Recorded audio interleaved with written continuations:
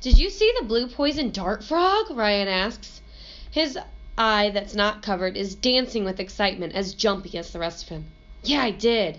And the one that looks like a leaf? Yeah. And the one that has circles on its rear end that look like its big eyes? Yeah, Ben says, like 2 cross eyes. They were so funny. He crosses his eyes, trying to look crazy. Suddenly a shadow of hurt passes over Ryan's face. Jenny gives Ben a look, letting him know he's made a big mistake. So Ryan wears an eye patch. So using that information that we know about Ryan, we know that might offend him. Thanks for giving the book back, Ryan says and turns away. Oh, Ryan, I wasn't making fun of you. I can't help it about my eye, Ryan says angrily. I can't help it. Come on, Ryan, I don't care about your eye. I know you don't care, Ryan mutters. I meant, you might be able to make a text-to-self connection here. Have you ever accidentally offended someone with something you said or did, and you didn't mean to? Everyone to your seats, says Mrs. Kutcher, rapping on her desk with a pencil. Time to get started. Jenny sits down and turns to look at Ben. I know you didn't mean it. Ben rolls his eyes. I'm an idiot. No, she says, you're not an idiot. You are a little weird sometimes, but being weird is much better than being an idiot. Ben shrugs. Yeah, but what if you're an idiot who's weird too? Now that is a problem, Jenny says. You might as well give up right now. Nothing worse than a weird idiot. I know, Ben nods. I know. Ben watches Ryan all through the morning, but Ryan avoids his gaze. At lunch, Ben sits next to him, hoping to get him to smile, but Ryan just keeps his head down and doesn't say a word. After a few minutes, Frankie plops down across from them and promptly starts stealing French fries off the other kids' plates. I see that word promptly right there. I see the suffix ly. The suffix ly, if you remember, tells you to do something in a way of. Prompt means fast or on time. So doing this, it means he steals French fries from them right as he sits down, right away. He stuffs the fries in his mouth, seeing how many he can get in at once. The boys around him guffaw. A guffaw is a very loud laugh. If it wasn't Frankie's way of showing off, Ben thinks, it might actually be funny. But even Frankie's French fry-packed mouth doesn't make Ryan smile. When Frankie sees that neither Ryan nor Ben is laughing, he opens his mouth so everyone can see the mashed-up French fries. A few soggy bits spill out onto the table. Dennis DeMio, Danny Martin, and Tommy Miller are all laughing their heads off. Frankie chews and swallows the huge lump of mushy potatoes and then looks at Ben and Ryan. Ben can see him trying to think of something to say. What's wrong with you, Captain Kidd? Frankie finally says to Ryan. Lay off him, Ben says. Oh, excuse me, Frankie sneers. He glances at the other boys for support.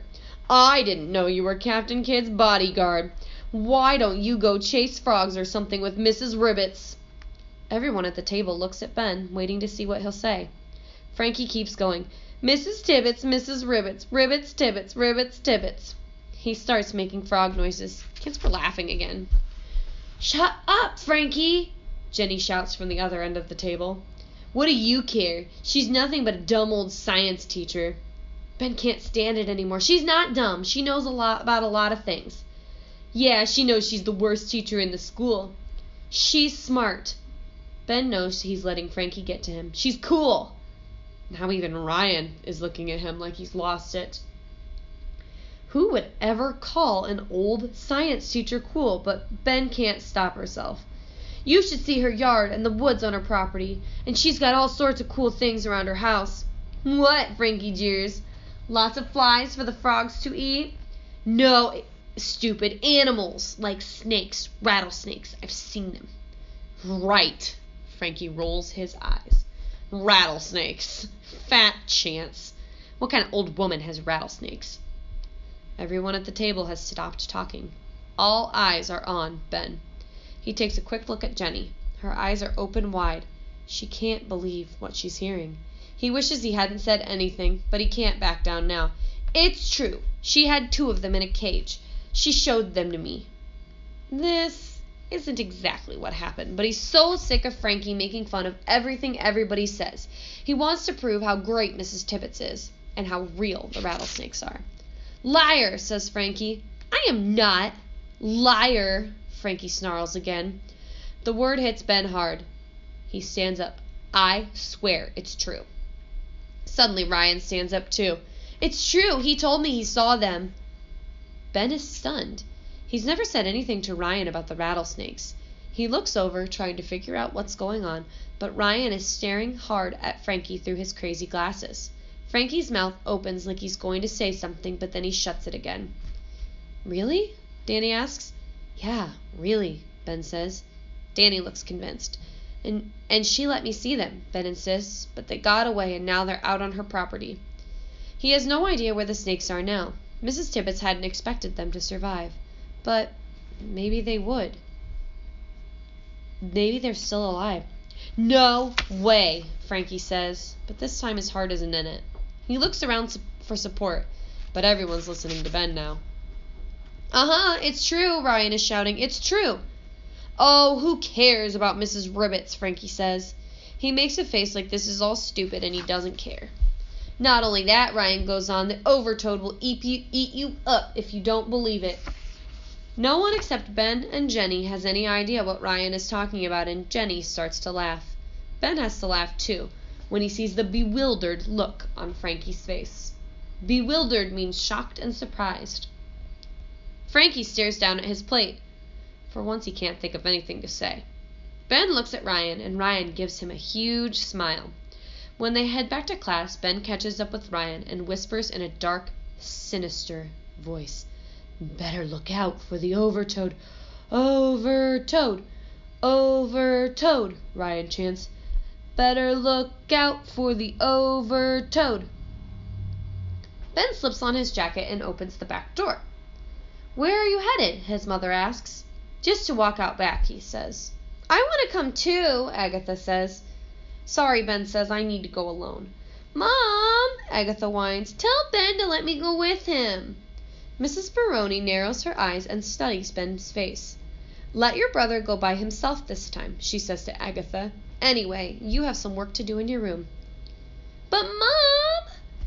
You heard what I said, Agatha. And Ben, keep an eye on the time.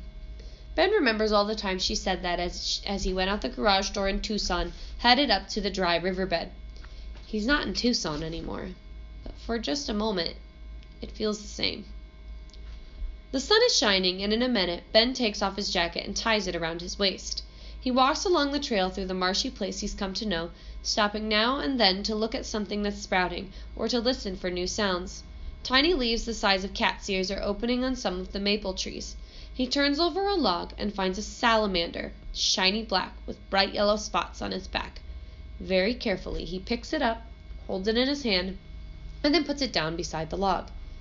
You stay there, he says. He whistles to himself as he follows the trail toward Mrs. Tibbets' land. He pulls out a folded sheet of paper in his pocket. An official at the Natural Heritage Program actually answered his email. He opens the printout and reads it again. Thank you for your query, it says. A member of our staff will give it careful attention and will get back to you as soon as possible. Ben smiles and puts the paper back in his pocket. The trail widens a little, and new leaves overhead make little shadows on the ground. He's almost to the vernal pool when he hears men talking. He stops and peers through the trees. The men are wearing orange construction helmets, and they're carrying instruments on long tripods. Someone has tied orange plastic ribbons on a couple of tree trunks. In the distance, Ben can see a truck, and he cuts toward it, stepping over fallen logs and wading through wet leaves. As he gets closer to the truck, the woods thin out, and he comes out into an open space. The street that runs in front of Mrs. Tibbets' house is not far away. Big, white plastic tubes stick out of the ground in 3 or 4 places. Ben's hands feel sweaty. He walks up to one of the men standing by the truck. What are you doing? Ben asks. Surveying, the man answers. Looks like they're planning to put up some houses here. We're measuring the lots. What are the plastic tubes for? Ben asks. They're for something that's called a perk test, the man explains. to make sure that the water can filter down into the soil. They can only build where the soil can drain properly. Ben's heart leaps with hope. What happens if the soil can't drain? Can they still build? Oh, no worry about that. This land is too valuable. They'll find plenty of space for the houses. About a dozen of them. A dozen houses? A dozen means 12. Yep, the man opens the door of the truck and takes out a thermos. We can go back to our lesson about therm, which meant temperature or hot. A thermos is something that keeps food hot. Ben turns away and retraces his steps back into the woods. He runs down the path and stops at the vernal pool. He can't believe it. It's half the size it was that rainy night a week and a half ago.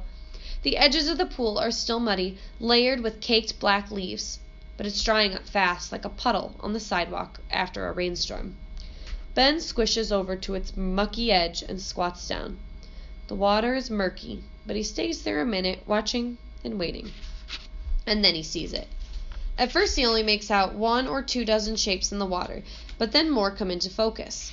Dozens of tadpoles scurry around in the water, pumping with their hind legs and their little tails waving behind them. Spadefoot tadpoles! Hundreds of them! Ben takes off towards Mrs. Tippett's house. When he sees her car in the driveway, he sprints around to the back of the house and looks through the window on the back door. Mrs. Tibbetts is at the kitchen sink. He knocks. When she turns and sees him, her face breaks into a smile. Why, hello, Ben, she says as she opens the door. What a nice surprise. Come on in. I think I can find a little something for us to snack on. Ben takes off his muddy shoes and steps inside the kitchen. He's not hungry. His mind is filled with what he just saw and what it means. Mrs. Tibbetts, I saw the spadefoot tadpoles. There are lots of them. Oh, I know, she says. They're growing very quickly. They won't be in the pool very much longer. Another 2 weeks or so. And there are people out there measuring the land. They put in these tubes to see if they can build houses. I know. I saw them when I came home. But aren't you going to do something? Ben is pacing around the kitchen, unable to sit still. How can she stand there so calmly, he wonders. It's going to be all right, she says. What do you mean? The toads are going to be okay? Mrs. Tibbetts hesitates for a minute before speaking. Ben, I don't expect you to understand, but I explained the problem. My sister-in-law owns the land. She's going to sell it, and the more I say about it, the worse it gets. I don't think we could prove the land is an endangered habitat anyway. But it is. We know it is. We have to try. Mrs. Tibbetts has a pained look on her face.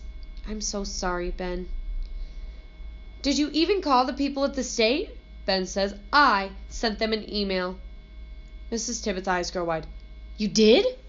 Yes, and I got an answer today. Look. He pulls out the piece of paper and shows it to her. Well, says Mrs. Tibbetts, if Tabitha gets wind of this, she'll scream bloody murder. It wasn't you, I did it. Mrs. Tibbetts sighs. Ben, it was very nice of you to try, but this is just a form letter. They probably send these notes to everyone who writes in. When I look back at the note, that's a note that's called an auto-reply. Oftentimes when you send something into a company, they'll send you an auto-reply like that says they're going to get back to you as soon as they can. But they say they'll get back to me as soon as possible. I know you want to help, but I'm afraid there's nothing anyone can do now.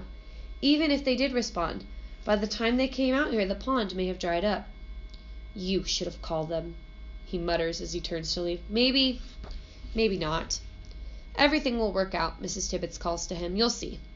Ben looks back at Mrs. Tibbetts. He can tell by her face that she doesn't believe what she's saying. She's given up. Forget it, Ben says over his shoulder. He pulls his shoes on and stomps out the door and around the garage. As he rounds the corner near the garden, something makes him look back. The empty cage is still sitting under the lean-to. He pauses for a moment and then runs back and pounds on Mrs. Tibbetts' door. She pulls it open and looks at Ben in alarm. What's wrong? She asks. What about the timber rattlers? Maybe they're still out there. Wouldn't they be endangered if they're living here? Mrs. Tibbetts shakes her head. They're not here, Ben. But you're not sure they could be. Maybe they survived, and they found a place to live around here. Then we'd have to let them be. She shakes her head again. I'm sure they're gone. Ben knows she means they're dead. Neither of them can say the word. Dead. Gone. I have to go, Ben says. He turns toward the door. All right, Ben. Thanks for coming by. I'll see you in school. Ben nods, but doesn't look at her. He opens the door and leaves the house. He steals a glance behind him as he rounds the corner of the garage. Mrs. Tibbets is standing in the door watching him. She waves. Ben heads down the path toward home. The sun is hot on his face, and he hears chickadees over his head as he passes into the woods. A chickadee is a kind of bird. I can use the clues to tell me that. He hears chickadees over his head. Over his head signals that there's something in the air.